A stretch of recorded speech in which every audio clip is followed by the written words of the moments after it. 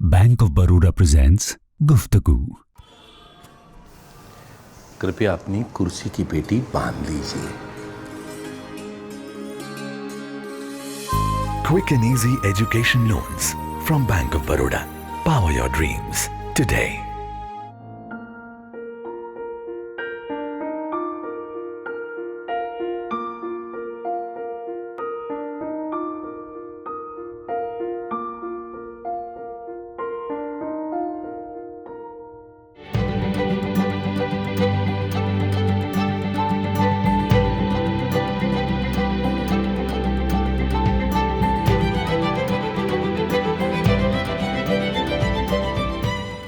Rekhta foundation का ये बेहद ख़ास प्रोग्राम है गुफ्तगू, और गुफ्तगू में आज हमारे साथ बेहद ख़ास मेहमान जानी मानी एक्टर तापसी पन्नू।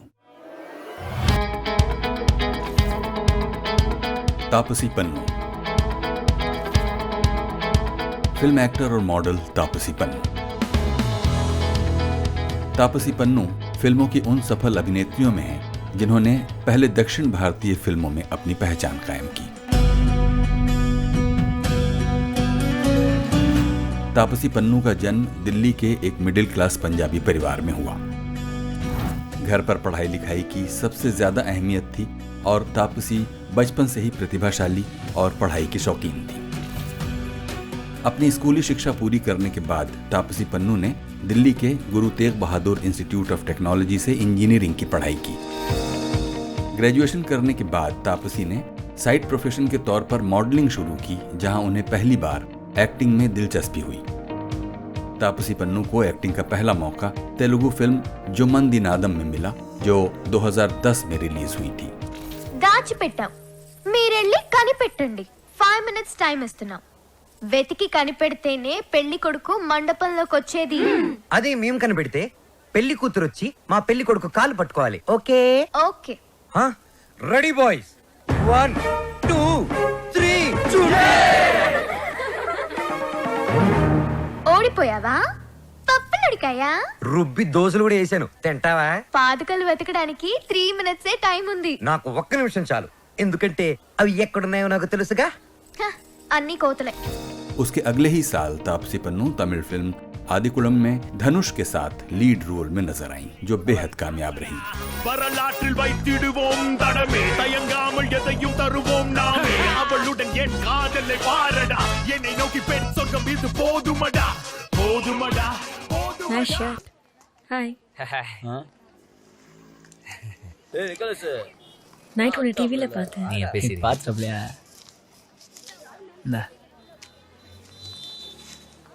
நீங்க கொடுத்த காசை வச்சு நேற்று டோர்னமெண்ட்ல எம்படி ஜெயிச்சேன் தெரியுமா? 3 லட்சம் ரூபா. அப்புறம் எதுக்கு நான் அந்த 50 ரூபா உங்ககிட்ட வாங்கணும்னு பாக்குறியா?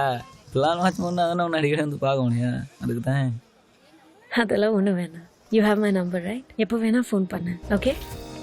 तापसी पन्नू की पहली हिंदी फिल्म थी 2013 में आई चश्मे बद्दूर, जिसके लिए उन्हें मोस्ट इंथुसियास्टिक परफॉर्मर का अवार्ड मिला। I'm so sorry to barge in on you like this. मैं एक फिल्म प्रोड्यूसर डायरेक्टर हूँ। पड़ोस में अपने दोस्त के घर पे था, उसने कहा यहाँ एक इनोसेंट सी लड़की आई हुई है, क्यूट सी, स्मार्ट सी, चार्मिंग सी, बिल्कुल वैसी जैसी मैं ढूंढ रहा हूँ अपने फोर्थ कमिंग ब्लॉकबस्टर फिल्म के लिए। फिल्म। चाचू सर, क्या आपको सचमुच लगता है कि मेरी माँ, मेरा मतलब मेरी भतीजी फिल्म की हीरोइन बन सकती है? जिसमें सोनाक्षी के मस्त मस्त दो नैन, करीना का मजा ही मजा और दीपिका का दम दमा दम दम हो, वो मेरी फिल्म की हीरोइन क्यों नहीं बन सकती? वैसे मेरी फिल्म में तुम्हें स्विमिंग कॉस्ट्यूम पहनना पड़ेगा। क्यों? क्योंकि मेरी फिल्म डूबनी नहीं चाहिए ना बेबी। बस एक बार मेरे कैमरे में कैद हो जाओ, क्योंकि बेबी स्क्रीन टेस्ट तो मैं लेके ही रहूंगा। Lights, camera, action. Who was the boy? My boyfriend. Did he pay for it? Why would he pay? No, just answer my question. आप क्या एस्टैब्लिश करना चाह रहे हैं? I asked you a question. You promised that you would answer me. 2016 की film pink में तापसी पन्नू ने अमिताभ बच्चन और पीयूष मिश्रा जैसे दिग्गज अभिनेताओं के साथ काम किया, जिसके बाद हिंदी फिल्मों में उनका सिक्का चल निकला। उस रात राजवीर के संग ऐसा क्या हुआ? किसको अच्छा लगता है सर कोई इस तरीके से छुए जबरदस्ती? रहा है, आपने ऐसा क्यों किया? जबरदस्ती पकड़ के रखा हुआ था मुझे। अगर दोबारा करेगा ना सर तो तुम्हारे केज के बॉटल मारूंगी इसके सिर पे मैं। मनमर्जियां, बदला, मिशन मंगल और थप्पड़ जैसी फिल्मों की बदौलत तापसी पन्नू आज देश भर में जाना पहचाना नाम है। अलग अलग जबानों की फिल्मों के लिए उन्हें मिले अवार्ड्स की फहरिस्त खासी लंबी है। एक्टर होने के अलावा Taapsee Pannu premier badminton league की टीम पुणे S7 की मालकिन भी हैं। सन 2018 में तापसी पन्नू का नाम फोर्ब्स इंडिया की सेलिब्रिटी 100 की सूची में शामिल किया गया। अपनी एक्टिंग स्किल्स का श्रेय तापसी पन्नू अपनी मिडिल क्लास जिंदगी को देती हैं, जिसके संघर्षों से जूझते हुए ही उन्होंने कहानियों के अलग अलग किरदारों को सच्चाई के साथ जीना सीखा। बहुत बहुत स्वागत है तापसी। धन्यवाद। आपका जन्म कहाँ हुआ? दिल्ली में। दिल्ली में। और आपके पिता क्या करते हैं? जी अब तो वो रिटायर्ड हैं। पहले वो एक रियल एस्टेट कंपनी के अंदर अकाउंट्स एंड उनका फाइनेंस संभालते थे। तो बस 30 साल से, आई थिंक 30 साल से अधिकतर एक्चुअली उनकी नौकरी एक ही कंपनी में रही है। और माँ क्या करती? मम्मी हाउसवाइफ ही थी, घर संभालती थी शुरू से, वही करती। और आप लोग भाई बहन कितने हैं? मेरी एक छोटी बहन है। आप दोनों बहनों का पर माँ का क्या असर है? जी वही होती थी जो सारे मतलब पहले बचपन में 24 घंटे और उसके बाद जब भी स्कूल से आओ तो वही होती थी जिनके सिर पे ज़िम्मा होता था कि काम होमवर्क कराना से लेके घर का काम जो थोड़ा बहुत है वो सिखाना। पहले जॉइंट फैमिली में थे, 7वीं कक्षा तक। उसके बाद अलग हो गए थे, ब्रदर्स दोनों साथ साथ वाले घर में रहने लग गए थे। तो मॉम डैड, मम्मी पापा और मेरी बहन ही थे घर के अंदर। तो मम्मी होती थी जो पेशेंस भी सिखाती थी और कभी कभी जब उनसे नहीं हैंडल होता था तो गुस्से में डांटती भी वही ज़्यादा थी। फादर ज़्यादातर मतलब जब काम पे जाते थे तो रात तक ही आते थे और संडेज़ होते थे उनके साथ। तो मम्मी का ही ज़्यादा इन्फ्लुएंस रहा है। सीखा भी उनसे है और क्या करना है और क्या नहीं करना है वो भी उनसे सीखा है। और जैसे कि ये डेज डिफाइन है कि फादर्स डे और मदर्स डे, अगर मैं फादर्स डे को 1 मिनट के लिए अभी छोड़ दूं, मदर्स डे पर आप दोनों बहनें मिलकर कभी माँ के लिए क्या कुछ खास करने की योजनाएं बनाया करती थी? कुछ ऐसी याद जो अभी ठहरी हुई हो जहन में? ऐसे डेज जब आते हैं तो मेरी एक ही बहुत प्रोमिनेंट याद है कि जब भी मैं अपने माँ बाप को फ़ोन करूँ ये विश करने के लिए या कुछ देना चाहूँ इस पे, तो उनका ये होता है ये कुछ नहीं होता है, ये मदर्स डे फादर्स डे सब ऐसे ही चोचले हैं, ये बना रखे हैं। तो उनका बिल्कुल ही मतलब वो एकदम ही धुतकार ही देते हैं इस बात को कि इस तरह का कोई दिन मनाना चाहिए।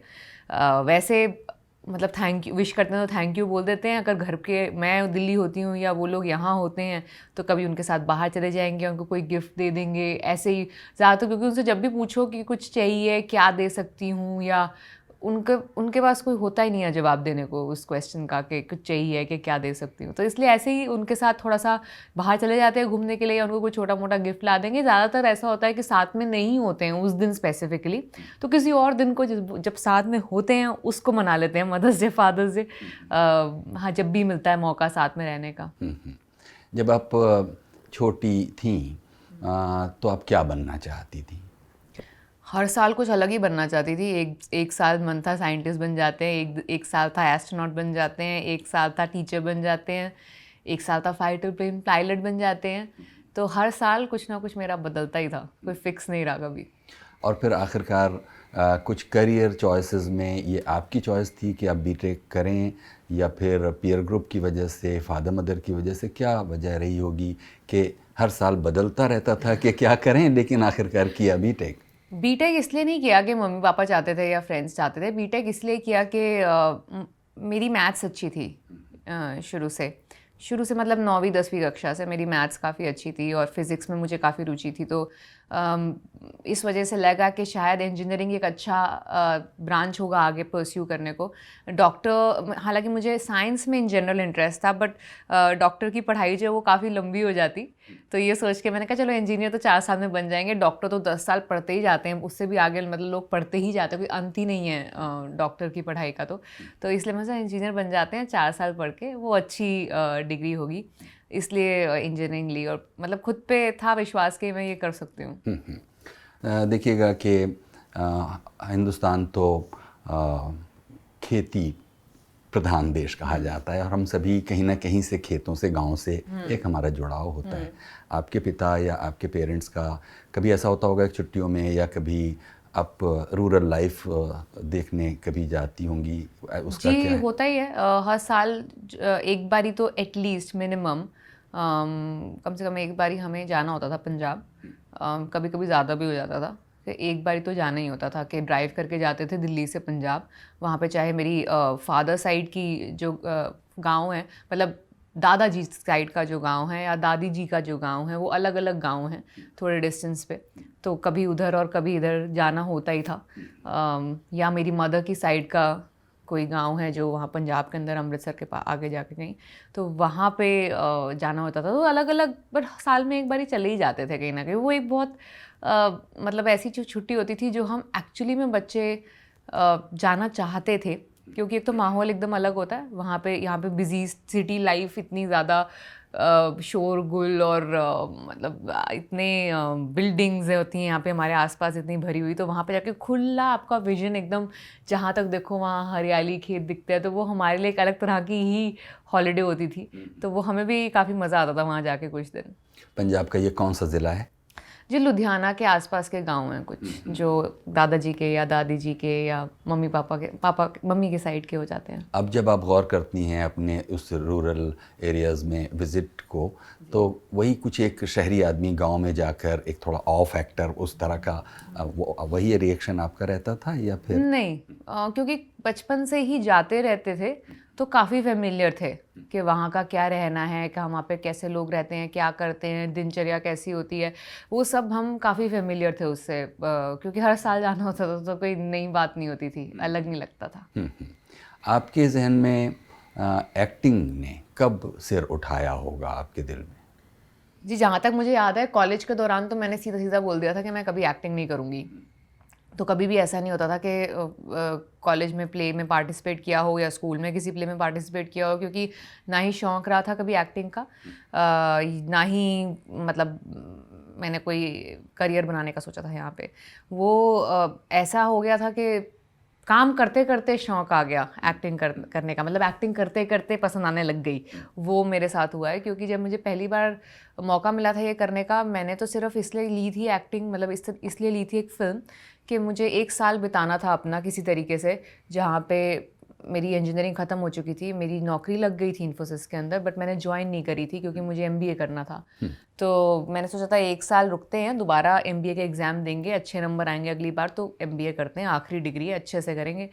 तो वो 1 साल जो मेरे को ड्रॉप करना था पढ़ाई के लिए, उस समय मैंने सोचा अगर घर पे बैठ के सिर्फ पढ़ती रही तो शायद मतलब रेस्टलेस ना हो जाऊं, मतलब पता नहीं कैसा लगेगा घर में बैठे। कभी मैं ज़िंदगी में ऐसे घर में बैठी नहीं हूँ इतने टाइम, सिर्फ पढ़ रही हूँ, घर में बैठी हूँ महीनों, तो कुछ काम मिल रहा है अगर साथ साथ में करने को तो कर लेते हैं। तो उस टाइम पे मेरी बिकॉज ऑफ मेरी मॉडलिंग जो मैं थोड़ी बहुत करती थी कॉलेज के दौरान, मुझे ये मौका मिला कि मेरे को एक्टिंग के अंदर चांस मिल गया, जिसकी वजह से मैंने उठा लिया। मैंने कहा चलिए देखते हैं कैसा जाता है। उसके बाद सीख लिया करते करते। देखिएगा कि लड़कियों के लिए ख़ास तौर पर स्टेज पर जाना, अपने को प्रदर्शित करना, घरों में ख़ास तौर पर मिडिल क्लास घरों में, इसको लेके माँ पिता ये सब के मन में एक थोड़ा सा ये सब कुछ आपके लिए बिना किसी कॉन्फ्लिक्ट और इंटरनल स्ट्रगल आउटर स्ट्रगल के हो रहा था कि आपने अब चुना कि ऐसा कर लें, अब चुना तो ऐसा कर लें, और ये सब निर्द्वंद ढंग से हो रहा? नहीं, स्ट्रगल के बिना तो कोई चीज़ मिलती नहीं है इतनी आसानी से, और मिले तो फिर शायद उसकी वैल्यू इतनी होती नहीं। तो स्ट्रगल मेरे लिए ये थी कि ऑब्वियसली एक पढ़ाई प्रधान घर जो होता है जिसको बोलते हैं, जहाँ पे हर चीज़ पढ़ाई से ही नापी जाती है। सारे टाइम कज़न्स में भी यही कंपटीशन रहता है कि कौन ज़्यादा नंबर स्कोर करेगा। हर बारी ये उसकी फलाने की बेटी या तुम्हारी धिमकानी कज़न और उसका इतने नंबर आए हैं, तुम्हारे आने चाहिए उससे ज़्यादा, ये वाला लगा ही रहता है पूरा दिन।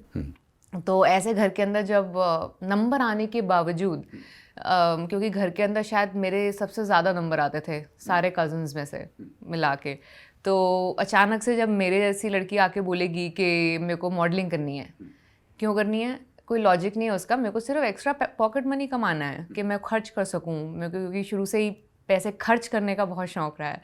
तो मैंने कहा मुझे खर्च करने अपने खुद के कमाए हुए पैसे, तो मेरे को कमाने हैं। तो ये चीज़ उनको थोड़ी सी अजीब लगी कि ये क्यों करना है, तुम थोड़ी देर रुक जाओ, कॉलेज ख़त्म कर लोगी, नौकरी लग जाएगी, वो खर्च कर लेना। तो वो उन्हें नहीं समझ में आया। मदर जो थी वो सपोर्टिव थी, बट मदर क्योंकि वो एक टिपिकल एक पुरुष प्रधान घर होता है ना, जिसके अंदर जो फादर बोल दें वो एंड ऑफ द डे, मतलब वो पत्थर पे लकीर है, वो वाला घर रहा है। तो उसके अंदर फिर वो तो कहती थी कि मैं सपोर्ट करूँगी, बट अगर फादर ने मना कर दिया तो उसके आगे मैं कुछ नहीं बोल पाऊँगी, वहाँ बात ख़त्म हो जाती है। तो बट मेरे को ये था कि मेरे को पता था मेरे फादर को नॉलेज नहीं है इस फील्ड के बारे में, क्योंकि हम में से किसी को नहीं है। तो उनका जो डिसीजन होगा वो इस बेसिस पे होगा कि वो उन्हें क्या सुनाई देता है, क्या दिखाई देता है, और वो ज़्यादातर अच्छी चीज़ें नहीं होती थी। तो मैंने ये सोचा था कि मैं एक बारी उनसे सिर्फ अपने ज़िंदगी के खुद के 1 साल मांगूंगी कि मेरी ज़िंदगी का मुझे 1 साल दो, मेरे को देखने दो कैसे करती हूँ, क्या मेरा एक्सपीरियंस रहता है। अगर अच्छा नहीं रहा तो आपको पता है मैं पढ़ सकती हूँ, मेरे में इतनी कैपेसिटी है कि मैं वापस आके कोई प्रोफेशन, कोई जॉब चूज़ कर सकती हूँ अपनी मर्ज़ी की, तो मैं वो करूँगी।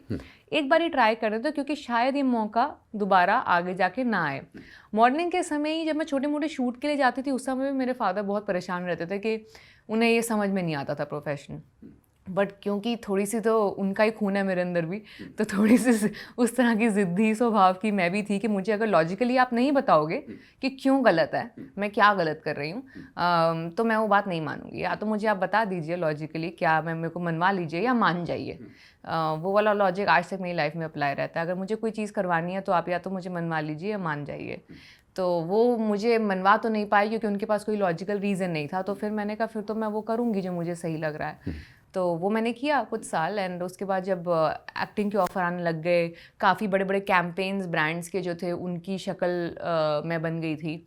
तो वो फिर उनके जब दोस्तों ने और आसपास के लोगों ने बोलना शुरू किया, अरे आपकी बेटी की शक्ल उस होर्डिंग पे देखी, उस एड में देखी, तो उनको लगा कि शायद इतना बुरा नहीं है जितना उनको लगता है। तो आई थिंक उसके बाद चीज़ें थोड़ी बेटर होने लग गई हैं। जब तक मूवी की बात आई तब तक मैं उनसे वो अपनी लाइफ का 1 साल मांग चुकी थी कि मुझे ट्राई करने दीजिए। उसके बाद नहीं बन पाया तो पक्का MBA आके करूँगी।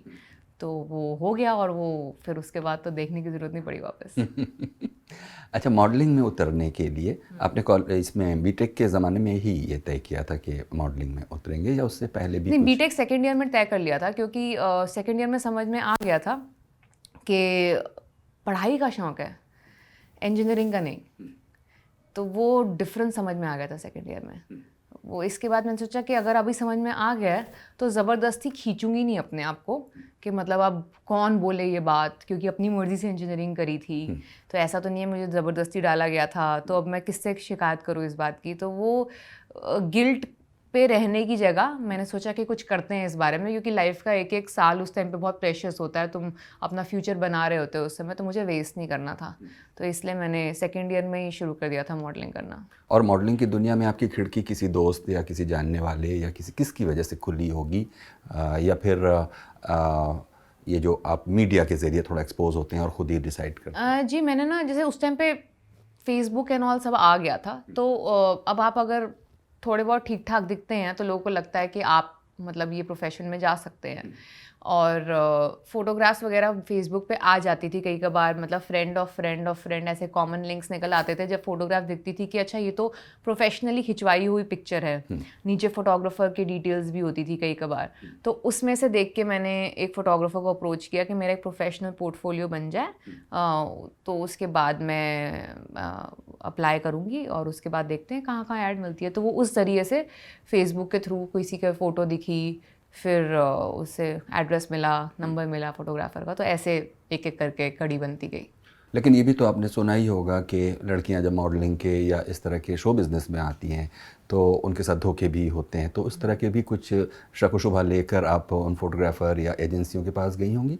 जी, सुनने में तो बहुत हर तरह की नेगेटिव चीज़ ज़्यादातर हर तरह के प्रोफेशन में आती है जहाँ लड़कियों की बात होती है। उनका तो मतलब यहाँ तक कि उनका काम करना, चाहे वो जिस मर्जी फील्ड में हो, उसमें कुछ ना कुछ तो प्रॉब्लम होती ही है उनको। तो वो तो दिमाग में रहता ही है एक लड़की के। आई थिंक वो तो हमारे को नॉर्मल लगने लग गया है कि आसानी से हमारे को कोई चीज़ मिलेगी ही नहीं। तो वो चीज़ दिमाग में थी, बट मुझे पता था कि मैं संभाल लूँगी, मतलब मुझे ऐसे कोई ज़बरदस्ती नहीं कर सकता। वो पता नहीं क्यों मुझे था कि एक तो वो ना वो कहते हैं ना ये नहीं तो कुछ नहीं वाला अप्रोच था ही नहीं मेरा। ऐसा नहीं था कि मुझे पता था कि मेरे को ये ही करना है, अगर ये नहीं मिला तो मैं कुछ और नहीं कर पाऊंगी, ऐसा वाला सिचुएशन नहीं आई थी मेरे साथ। मैं तो सिर्फ एक्सपेरिमेंट एक तरह का ट्राई कर रही थी अपने करियर के साथ। तो अगर नहीं भी मिलता, नहीं भी होता कुछ इस करियर के अंदर, तो मेरा ऐसा नहीं कि मेरी लाइफ ख़त्म हो जाती। तो शायद इस वजह से मैंने अपने आप को कहते हैं ना उस डेस्परेट जोन में नहीं डाला कि किसी कोई मेरा फ़ायदा उठा सके या किसी को लगे कि इसको हम गलत तरीके से टटोल सकते हैं। वो शायद लोगों को मौका नहीं मिला। मेरे साथ मैं लकी रही एक्चुअली उस डिपार्टमेंट में। फिर आप देखिएगा कि मॉडलिंग और एक्टिंग ऑल टुगेदर अलग चीज़ें हैं। एक मामले में तो बहुत अलग है कि मॉडलिंग में आपको अब बाकी समाज की चिंता किए बिना आप एक फ्रेम में एक डेकोरेटिव प्रेजेंस रख सकती हैं।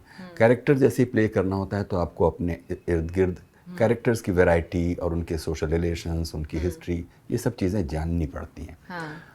तो जब आप मॉडलिंग से एक्टिंग की तरफ आई तो आप अपने समाज को, उनमें रहने वाले लोगों को जानती हैं, ऐसा कुछ कॉन्फिडेंस था या फिर उसको जानने का कोई मैकेनिज़्म आपने पैदा किया? क्योंकि फिल्मों में तो आपको तरह तरह के कैरेक्टर्स मिलेंगे और फिर वो कुछ तो स्क्रिप्ट आपको बताएगी लेकिन कुछ कन्विक्शन आपको अपने अंदर से भी आता है। जी देखिए, सबसे बड़ा मेरे पास हथियार ये था कि मैंने एक बहुत ही normal regular middle class life जी है। उससे बड़ी ऑब्जर्वेशन और ट्रेनिंग एक रियल किरदार को निभाने की नहीं हो सकती।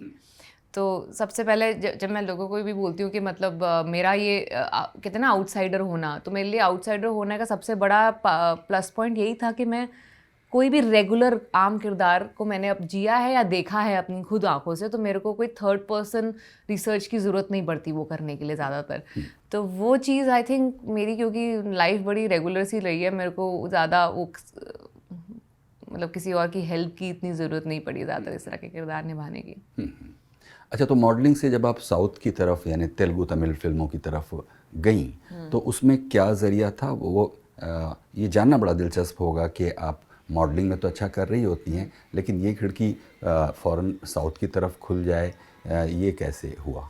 जी, वो वहाँ पे ना उस समय एटलीस्ट 10 साल पहले हिंदी फिल्म इंडस्ट्री से ज़्यादा वो ओपन थे वो बाहर की लड़कियाँ, मतलब न्यू लड़कियाँ लेने को इंडस्ट्री में।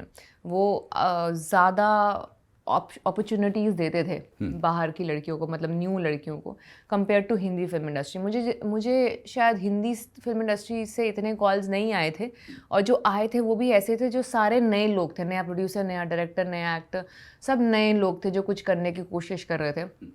बट जो मुझे साउथ से फ़ोन आए थे जिन फिल्म्स के लिए, वो बहुत बड़े नाम थे, वो बड़ा प्रोड्यूसर, बड़े डायरेक्टर्स, बहुत एक्सपीरियंस्ड एक्टर्स, उस तरह के थे। तो मैंने अपना रिसर्च वो किया गूगल पे कि ये कौन है लोग जो मुझे फ़ोन कर रहे हैं, और उनके तो नाम की क्रेडेंशियल्स ही इतने अच्छे थे कि उनके जो फिल्मोग्राफी थी, जो उनकी अचीवमेंट्स थी, वो बहुत उम्दा थी। तो मेरे को ज़्यादा समय नहीं लगा डिसाइड करने के लिए कि मुझे अगर जेन्युइनली एक्सपीरियंस के लिए, एक कुछ नया सीखने के लिए अगर ट्राई करना है तो मुझे उधर जाना चाहिए, क्योंकि जो हिंदी से मेरे पास अपॉर्चुनिटीज़ आई थी जो मेरे पास, वो इतने एक्सपीरियंस्ड नाम नहीं थे, वो सब नए थे।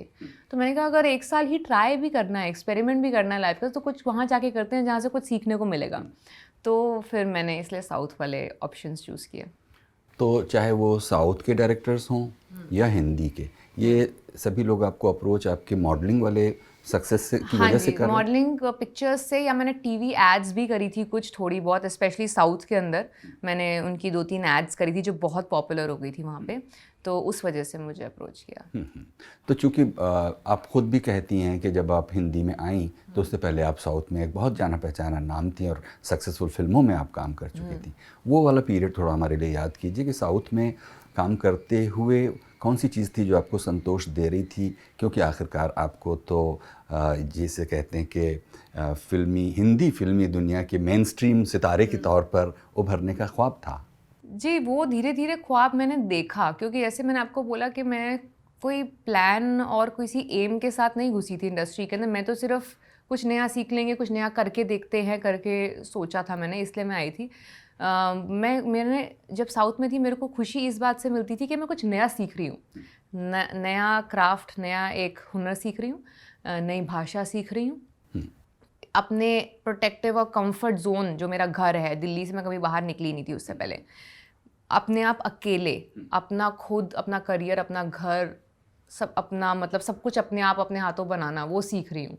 तो मेरे लिए वो एक तरह का हाई था कि वो इंडिपेंडेंस जो मैंने महसूस करी पहली बार वो मुझे वहाँ पे मिलनी शुरू हुई।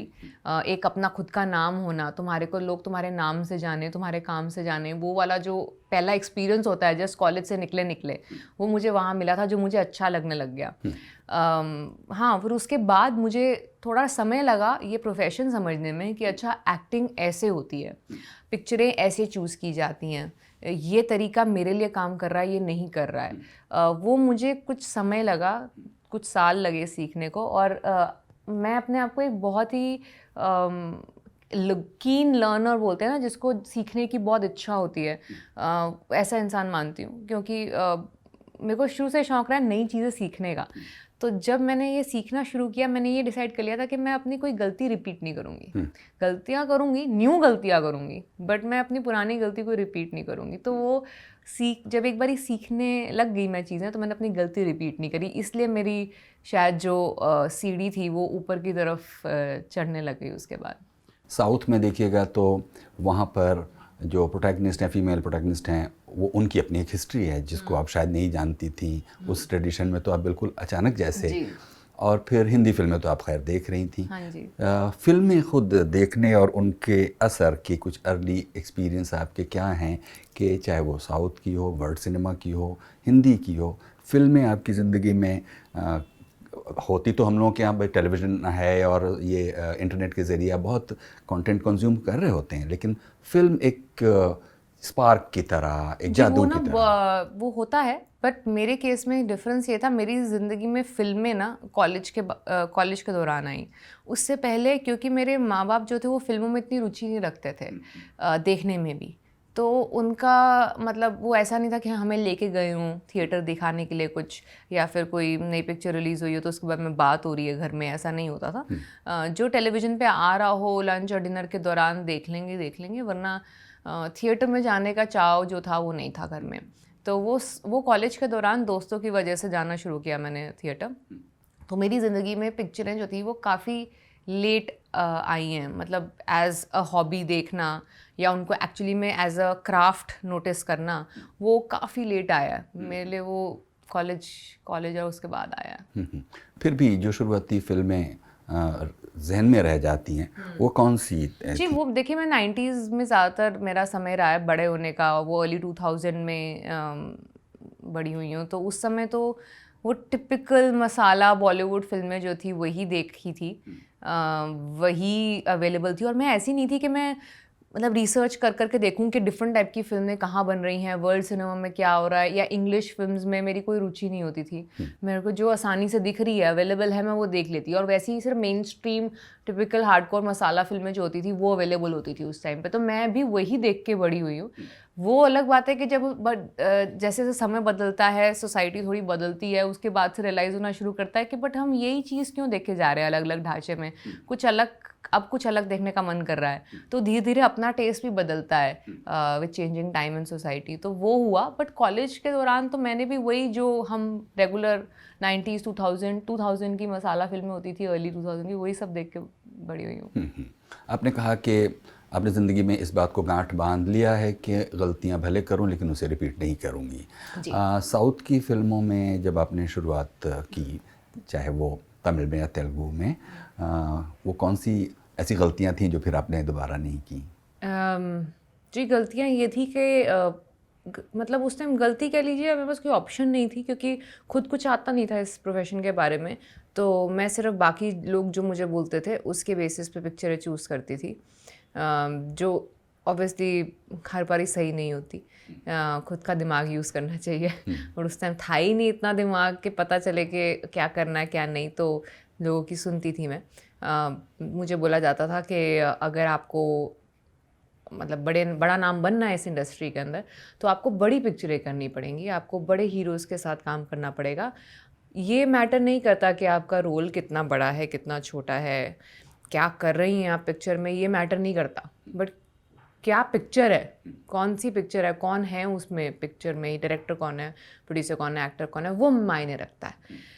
तो मैं फिर उस बेसिस पे फिर मैंने कहा फिर तो फ़र्क ही नहीं पड़ता था कि पिक्चर की स्टोरी क्या है, तुम्हारा कैरेक्टर क्या है, सिर्फ डिस्कस होता था कि हीरो कौन है, डायरेक्टर कौन है, प्रोड्यूसर कौन है, आपकी डेट्स अवेलेबल है कि नहीं, और इतना पैसा होगा, आप ओके है कि नहीं। यही चीज़ों के बेसिस पे मैं पिक्चरें हाँ करने लग गई थी। और ये बोला जाता था कि आपको बस पिक्चरें करते रहना है, क्योंकि 4-5 साल होती है शेल्फ लाइफ एक एक्ट्रेस की, तो उसके अंदर आप जितना मतलब टॉप पे पहुंच सकें, जितनी ज़्यादा पिक्चरें बड़ी कर सकें, वो ही डिसाइड करेगा कि आप कितनी बड़ी एक्ट्रेस बनती हैं। चाहे आप किसी का भी करियर उठा के देख लीजिए, उनके स्टार्टिंग के काफ़ी साल पिक्चरों के, बड़ी बड़ी जो हीरोइनें वहाँ पे नाम बना चुकी हैं, उनके स्टार्टिंग के 4-5 साल ऐसे ही रहे हैं जिसमें उन्होंने इस तरह की पिक्चरें करी हैं। तो मैं भी वही करने लग गई, और वो करते करते मुझे रियलाइज़ हुआ कि ये तो मेरे लिए काम नहीं कर रहा है, क्योंकि वो पिक्चरें मेरी काम ही नहीं कर रही थी बॉक्स ऑफिस पे। चाहे वो बड़ी बड़ी पिक्चरें थी, बट वो काफ़ी एक समय ऐसा आया था 3-4 पिक्चरें मेरी बैक टू बैक फ्लॉप हो गई थी। बड़े हीरो थे, बड़े डायरेक्टर थे, बड़े प्रोड्यूसर थे, मेरा काम सब में कुछ सिग्निफिकेंट नहीं था। सब फ्लॉप हो गई, और सब फ्लॉप होने के बाद लिखा जाने लग गया कि मेरी वजह से फ्लॉप हुई हैं, क्योंकि मैं एक बैड लक हूँ इंडस्ट्री के लिए, या एक पनौती जिसको बोलते हैं, वैसा लिखा जाने लग गया। तो मेरे को समझ में नहीं आ रहा था कि ये मतलब मेरी क्या गलती हुई इसके अंदर। मैंने तो मुश्किल से कुछ थोड़े बहुत 5-6 सीन करे हैं, 2-3 गाने करे हैं पिक्चर में, उसकी वजह से पूरी पिक्चर कैसे फ्लॉप हो सकती है। तो वो चीज़ मुझे थोड़ी सी असर करी कि कहीं तो गलत जा रही हूँ। अब तो अगर यही दिशा में चलती रही तो आगे जाके सब ख़त्म हो जाएगा, कुछ ही दिनों में या कुछ ही महीनों में सब ख़त्म हो जाएगा, क्योंकि वैसे भी ये डायरेक्शन मेरे लिए काम नहीं कर रही, तो अपनी डायरेक्शन बदलनी पड़ेगी, दिशा बदलनी पड़ेगी। वो सोच लिया था। अब किस दिशा में जाना है, वो उसका ना कोई रेफरेंस था मेरे पास, ना कोई एडवाइस थी उस टाइम पे। तो मैं सोचा चलो अब दूसरों सबकी सुन के देख ली, एक बार खुद की सुन लेते हैं, खुद को क्या अभी तक क्या सीखा है उसके बेसिस पे। तो फिर वो अपना दिमाग लगाना शुरू किया कि अब वो पिक्चरें चुनूंगी जो मैं देखना चाहती हूँ, जिनके टिकट मैं खरीदूंगी एज एन ऑडियंस। तो तब से फिर पूरी, चाहे वो चूज़ करने का स्टाइल हो, पिक्चरें हों, किरदार हों, लोग हों जिनके साथ काम करना है, वो सब बदल गया, एकदम झटके से बदला वो। और साथ ही साथ मैं हिंदी में डेब्यू कर रही थी उस टाइम पे, चश्मे बद्दूर अभी मैंने साइन ही करी थी। उस समय से ही मैंने सोच लिया था कि हिंदी में अब मेरे को अगर मौका मिल रहा है चीज़ें शुरू से शुरू करने का, तो यहाँ वो गलतियाँ नहीं दोहराऊँगी। तो इसलिए मैंने वो गलतियाँ जो थी मेरी वो नहीं दोहराई हिंदी में। तो साउथ में जो काम करने का तरीका, और कहते हैं कि हिंदी में काम करने का तरीका अलग है, आपने भी कुछ दोनों तरीक़ों में कुछ बहुत अलग वो पाया? जी, सबको ऐसा, आई थिंक जो लोग एक इंडस्ट्री में काम करते हैं ना, या तो सिर्फ साउथ में या हिंदी में, उनको लगता है कि दूसरा अलग है। मैंने दोनों में काम किया है, मुझे एक्चुअली में कुछ अलग नहीं लगता सिवाय लैंग्वेज के। लैंग्वेज जो आप बोलते हैं वो अलग है, जो आप सुनते हैं आसपास वो अलग है, आपके डायलॉग बोलने की भाषा अलग है। उसके अलावा स्केल देख लीजिए, या मेहनत देख लीजिए, या आउटपुट की क्वालिटी देख लीजिए, आई थिंक वो सेम ही है। फिर हम देखते हैं कि बहुत सारी एक्ट्रेस जो अपना करियर थोड़ा देख पा रही हैं कि उसका रास्ता ये है और ठीक है, वो बहुत चूज़ी रहती हैं डायरेक्टर्स को लेके कि इनके साथ करेंगे, इनके साथ नहीं करेंगे। आपने लेकिन देखेंगे कि सुजय घोष के साथ लेकर के डेविड धवन तक, और अनुभव सिन्हा से लेकर तिग्मांशु धूलिया तक, या मतलब ये जो नाम आपको मिलेंगे, ये सब डायरेक्टर ही चुन के, मैं डायरेक्टर के नाम सोच के ही मैंने पिक्चरें करी थी। हाँ, ये अलग अलग तरह के डायरेक्टर डेफिनेटली हैं। डेविड धवन एक अलग तरह के डायरेक्टर हैं, अनुभव सिन्हा और अनुराग कश्यप अलग तरह के डायरेक्टर हैं, इनका सुजॉय वगैरह सबकी अपनी अलग दिशा है। एंड इनमें से ना कोई भी ऐसा नहीं है कि मतलब दोनों आपस में सेम जुट के हैं तो इनके साथ ही ये एक ग्रुप हो गया। ये सब इनके इंडिविजुअल अपने अपने ही अलग ग्रुप्स हैं। तो वो डेफिनेटली है, सेम नहीं है, बट मैं इन सब पिक्चरों की ऑडियंस हूँ। जैसे मैंने आपको कहा, मेरा तरीका ये चूज़ हो गया था, ये हो गया था अंत में कि मैं कौन सी पिक्चरें देखूंगी। तो मैं डेविड धवन की पिक्चरें भी देखती हूँ, मैं सुजॉय की भी देखती हूँ, मैं अनुभव सर की भी देखती हूँ, अनुराग की भी देखती हूँ।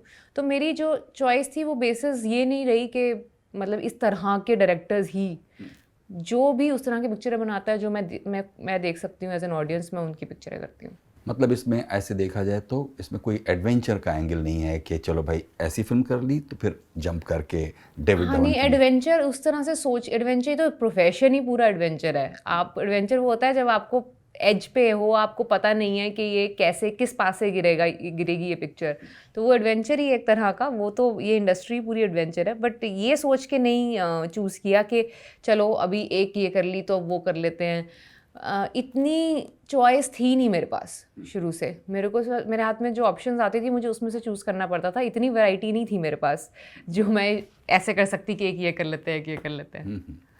अक्सर मैं ये जो एक्टिंग के प्रोफेशन में महिलाएं हैं उनसे मैं ये ज़रूर पूछता हूँ कि जो सीखने का होता है, ट्रेनिंग लेकर आप थिएटर, बहुत सारे लोगों का बैकग्राउंड थोड़ा सा थिएटर होता है, तो वो दो अलग अलग रास्ते हो जाते हैं।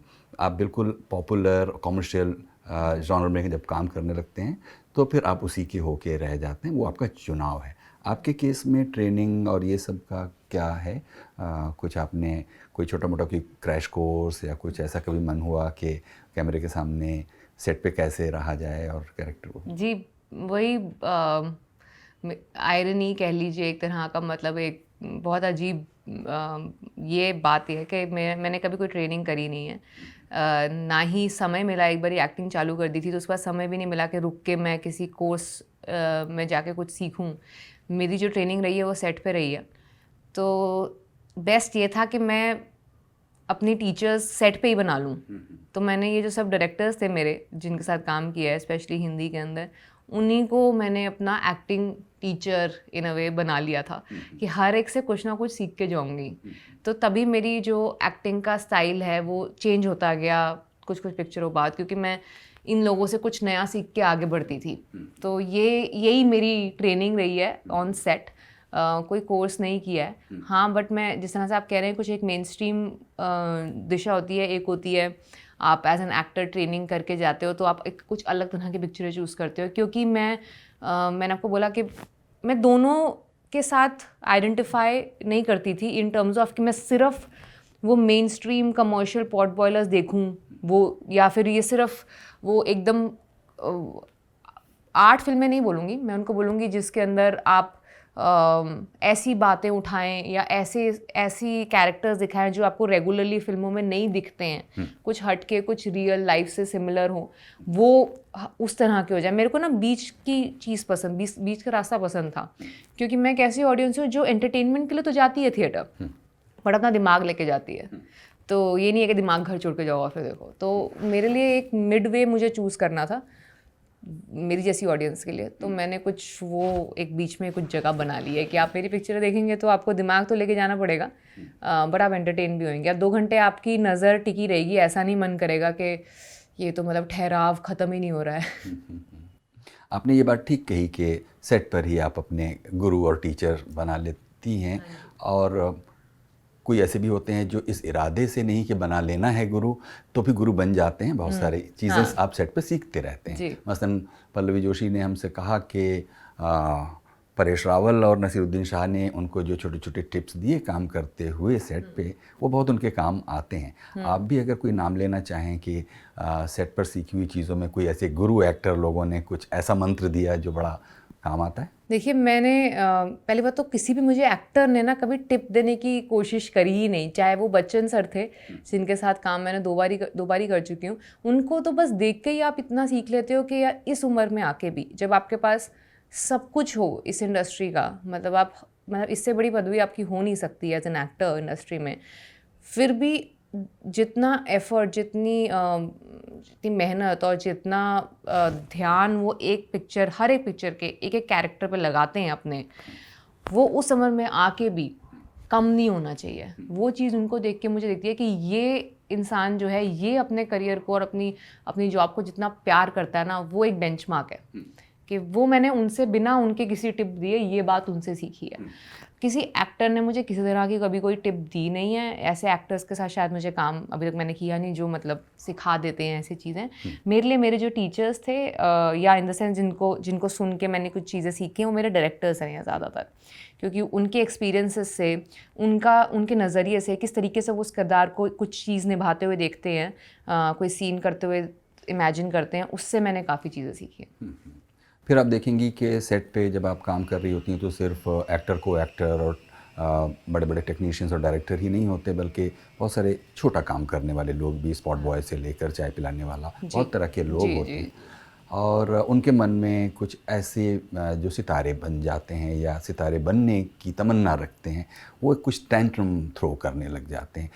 और ये तो एक नॉर्मल वो है, बहुत सारे लोगों को आपने देखा होगा। जब आप ये सब बातें सुनती हैं या देखती हैं तो आपके जहन में क्या आता है? क्योंकि आखिरकार इन सब लोगों के एक कोलैबोरेटिव एफर्ट से ही तो हम लोग एक आर्ट को पैदा कर रहे हैं। जी, फिल्म मेकिंग एक टीम एफर्ट होता है, चाहे वो प्रोडक्शन बॉय, स्पॉट बॉय हो, चाहे तुम्हारा द बिग स्टार हो, वो सबका कंट्रीब्यूशन जो है वो लगभग 19-20 करके सिमिलर सा ही होता है।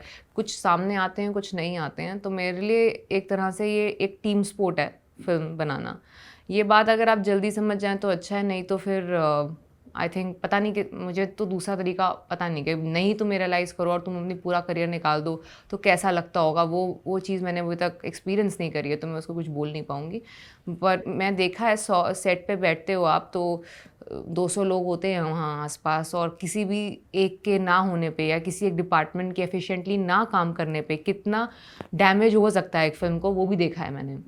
तो इसलिए कई चीज़ें सामने आती हैं, कई नहीं आती हैं। बट मतलब एक जिस तरह से सिर्फ फिल्म के स्टार्स नहीं, जनरली किसी भी प्रोफेशन के अंदर इंसान ना या तो ग्रेटफुल होता है या नहीं होता है।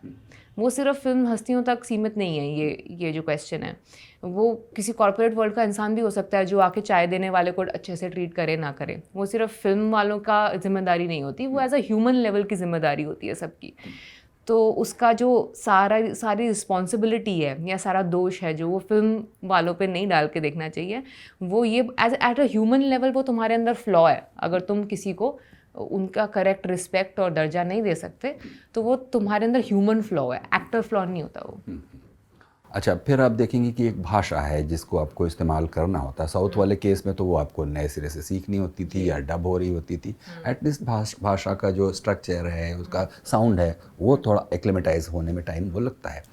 लेकिन हिंदी तो आपकी मदर टंग एक तरह से है, लेकिन उसमें एक पंजाबियत का भी एक असर रहता है।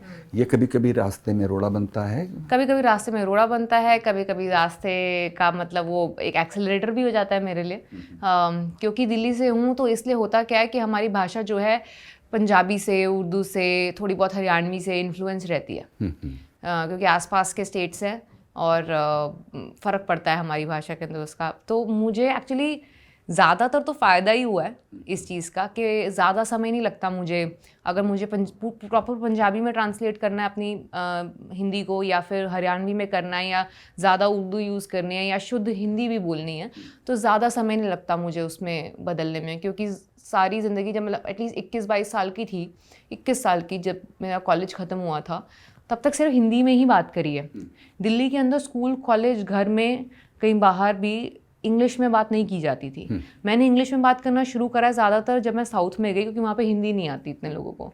तो मेरी इंग्लिश जो है वो ज़्यादा पॉलिश तब हुई है जब मैं साउथ में काम करना शुरू किया। उसके बाद जब बॉम्बे आई तो अब दोनों मिक्स हो गई हैं, इंग्लिश में भी बात होती है, हिंदी में भी होती है। बट अभी भी मेरी हिंदी जो है वो आपको नॉर्थ वाली दिखेगी।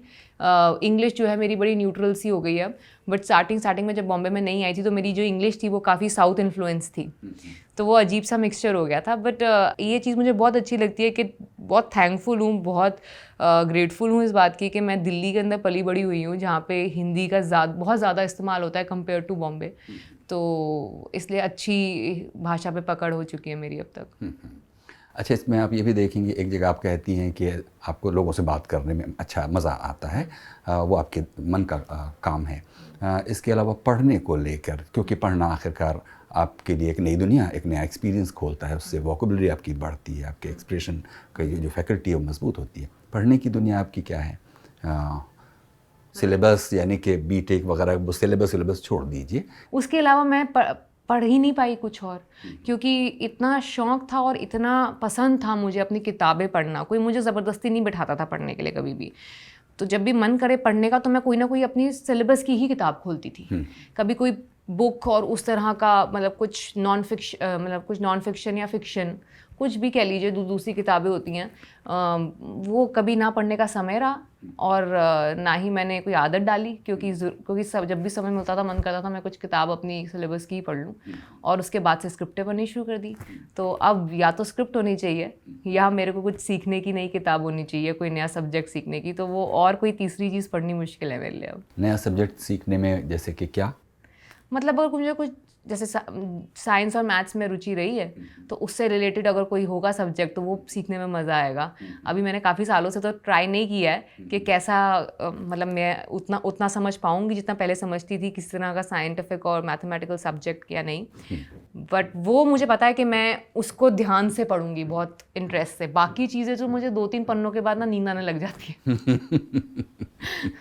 अच्छा देखिए कि ये जो पिछला एक पूरा साल गुजरा जिसके बारे में उम्मीद भी नहीं थी कि वो ऐसा होगा, वो बिल्कुल कहीं से भी उसके लिए हम तैयार नहीं थे, और ये जो पूरा पैंडेमिक का साल है उसमें आपके इरादे कुछ और होते हैं। अब पिछले साल मार्च को याद कीजिए तो बहुत सारे कि ये करेंगे, वो सब कुछ रुक गया। तो फिर इंसान खुद इंट्रोस्पेक्ट भी करता है। बहुत सा टाइम था जो पिछला साल गुजरा, उसको आप कैसे उस एक्सपीरियंस को? जी हाँ, मतलब आप अगर ऑब्वियसली हम प्रिपेयर्ड नहीं थे। मैंने कुछ 5 पिक्चरें ख़त्म करनी थी मार्च से लेके एंड ऑफ द ईयर तक, जो सब रुक गई अचानक से और किसी को पता नहीं था कि कब चालू हो सकती हैं। तो वो जो क्वेश्चन मार्क था वो ज़्यादा बॉदर कर रहा था, वो ज़्यादा स्ट्रेस दे रहा था। अगर पता हो कि चलो 5 महीने 10 महीने उसके बाद शुरू होगा तो इंसान अपनी लाइफ थोड़ी प्लान कर लेता है, तो वो पता नहीं था। बट फिर अब अच्छी बात ये थी कि सारी दुनिया सेम कश्ती में थी। ऐसा नहीं है कि मतलब सिर्फ हम इंडिया में ऐसे हैं या सिर्फ मुंबई में ऐसे हैं, महाराष्ट्र में ऐसे हैं, सारे के सारी दुनिया रुकी हुई थी। तो लगा कि चलो आई थिंक अब समय आ गया, भगवान कह रहा है कि अब पॉज। तो वो जो पॉज हम खुद नहीं लगा पाते अपनी लाइफ में कभी, तो भगवान ने लगा दिया। तो वो उसको उस तरीके से देखा और सोचा कि चलो जो ज़िंदगी में कभी नहीं सोचा था करेंगे, कुछ जो क्योंकि समय नहीं मिलता वो करने का, तो वो करके देख लेते हैं। तो मैंने खाना बनाना सीखा, जो मैं ना पसंद करती हूँ करना, ना कभी किया इससे पहले, क्योंकि मुझे खाना खाने का शौक़ तो बहुत है। मैंने कभी बनाने की ना कोशिश करी, और जब भी कोशिश करी तो बड़े बेमन से, क्योंकि मुझे नहीं पसंद। ये एक तरह की कला है जो किसी को पसंद होती है, किसी को नहीं होती है। बट अगर जिसको खाने का शौक़ है उसको तो बनाना ही पड़ेगा, क्योंकि अब कोई ऑप्शन रहा नहीं है। आपके घर में कोई हेल्प नहीं आ सकती, तो आपको खुद ही बनाना पड़ेगा। तो मैंने एक ये नई चीज़ सीखी। हर तरह के पकवान बनाए मैंने पूरे लॉकडाउन के अंदर। काफ़ी अच्छे बने थैंकफुली, तो मैं सर्वाइव कर पाई पूरा लॉकडाउन अच्छा खाना खा के। मैंने छोटी छोटी चीज़ें, मेरे पौधों के अंदर बहुत रुचि है, मैंने वो डेवलप करना शुरू किया, काफ़ी सीखा पौधों के बारे में। हाँ, तो ये सब घर का काम तो मैं वैसे भी करती हूँ। हमारे पास ऐसी कोई 24/7 हाउस हेल्प नहीं है। मैं और मेरी बहन ज़्यादातर खुद ही काम करते हैं घर का, तो वो तो सब होता ही था। जो बेसिक एवरीडे हाउस हेल्प होती थी वो भी नहीं थी, तो वो सब करने में पूरा दिन तो निकल जाता था। बट सब प्रॉब्लम तब होनी शुरू हुई जब धीरे धीरे लॉकडाउन खुलना शुरू हुआ, और कुछ इंडस्ट्रीज़ के लिए खुला, कुछ के लिए नहीं खुला। जैसे कि कुछ लोग 10% 20% लिमिटेड वर्कफोर्स के साथ ऑफिस जाने लग गए एक समय बाद। बट हमारी इंडस्ट्री नहीं खुली थी। आई थिंक हमारी इंडस्ट्री लास्ट थी खुलने के लिए कि काम पे जा सकते हो, कि हम जैसे भी करें हमारे लोग होंगे बड़े सारे सेट पे। तो आई थिंक वो सब लास्ट के कुछ 1-1.5 महीना थोड़े डिफ़िकल्ट थे, जब मैंने देखा कि बाकी सब अब काम पे जाने लग गए हैं, मैं ही नहीं जा सकती।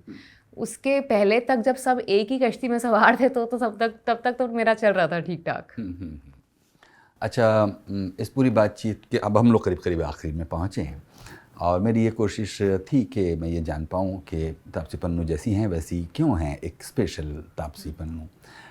तो भी मैं अब आखिर में समराइज़ करते हुए ये ज़रूर जानना चाहूँगा कि एक मिशन ओरिएंटेड, एक विज़न ओरिएंटेड तापसी पन्नू कैसे बनी है। मुझे आप खुद को टटोल के एक लाइन में बताइए। मेरे पास कोई इसका कोई वो आंसर ऐसा मतलब सीक्रेट नहीं है इसका कुछ। मुझे ये पता है कि मैं अपनी खुशी के लिए जीना चाहती हूँ, कोई एक गोल अचीव करने के लिए नहीं। मेरा यही गोल है कि मैं दिन में जब सोऊँ ना, मतलब दिन ख़त्म करके जब सोऊँ रात को, तो मैं खुश होनी चाहिए। क्योंकि वो फ्यूचर का गोल तो मतलब आप कुछ भी बनाते रहेंगे, वो कभी अचीव होगा कभी नहीं होगा। आप सोचेंगे आज मैं ये कर लेती हूँ, कल खुश हो जाऊँगी, वो कल कभी नहीं आता है। तो वो उसके चक्कर में हमारी आज की खुशी भी ख़त्म हो जाती है। तो एक समय ये भागा दौड़ी करने के बाद ना मैंने रियलाइज़ किया कि ये अब फ्यूचर का, और स्पेशली जब पैंडेमिक हुआ तो मैंने कहा ये फ्यूचर का कोई अता पता नहीं है, आज में जीते हैं और वो आज को फुल्ली इंजॉय करो अच्छे से। और आई थिंक अपने आप से, और किसी से नहीं तो अपने आप से सच बोलो। अगर वो करते रहोगे तो आई थिंक लाइफ बहुत सिंपल हो जाएगी, बहुत आसान हो जाएगी, बहुत खुश हो जाएगी। उस बेसिस पे मैं हर रोज़ जीती हूँ और तब इस वजह से काफ़ी सिंपल रहती है मेरी लाइफ। और गोल बनाना और छोटे मोटे गोल बनाना और उनको अचीव करना आसान हो जाता है, क्योंकि और चीज़ें नहीं हैं जो मेरे दिमाग में घर करके बैठी हैं। आप कुछ गा सकती हैं? नहीं। गाया है कभी? नहीं। कभी सीन की रिक्वायरमेंट के हिसाब से? कभी या बाथरूम सिंगिंग? वो भी रिक्वायरमेंट नहीं हुई। बहुत अच्छे गायक हैं हमारी कंट्री के अंदर, उन्हें बहुत प्यारे प्यारे गाने रिकॉर्ड करके दिए हैं, वो मैं बाथरूम में स्पीकर पे लगा लूँगी अगर मुझे सुनने हो। पर मुझे गाने का ना शौक़ है ना मैं कभी गाऊँगी, क्योंकि ये एक कला है जिससे मैं जितना दूर रहूँ अच्छा है, सबके लिए, सिर्फ मेरे लिए नहीं। तो तब से हम लोग बातचीत के बिल्कुल आखिरी हिस्से में पहुँचे हैं। यहाँ हम आपसे पूछेंगे कि कोई ऐसी बात जो आप कहना चाहती थी इस इंटरव्यू में और मैंने वो सवाल नहीं पूछा है, इस वक्त आप कह सकती हैं। जी नहीं, आई थिंक आपने बेसिक समराइज़ तो कर ही लिया है, जैसे भी मेरा शुरू से लेके अभी तक सफ़र रहा है और जनरली जैसी मेरी आइडियोलॉजी रही है लाइफ जीने की, वो आपके सामने है। हाँ, तो बस मैं इतना कहूँगी कि अभी आई थिंक ये लास्ट 1 साल में तो हमने देख लिया है कि एक दूसरे को नफ़रत करना बहुत आसान हो जाता है, शायद प्यार से रहना थोड़ा कठिन होता है।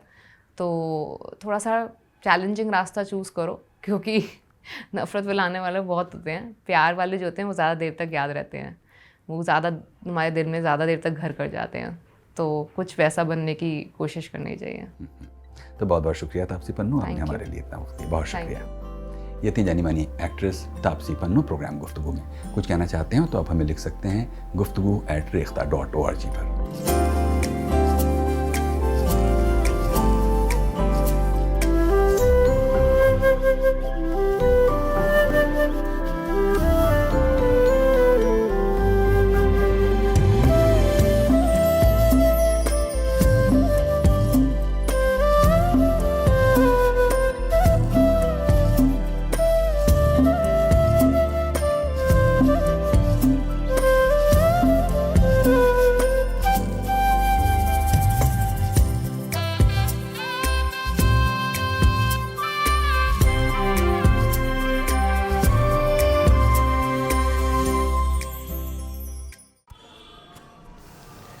कृपया अपनी कुर्सी की पेटी बांध लीजिए। Quick and easy education loans from Bank of Baroda. Power your dreams today.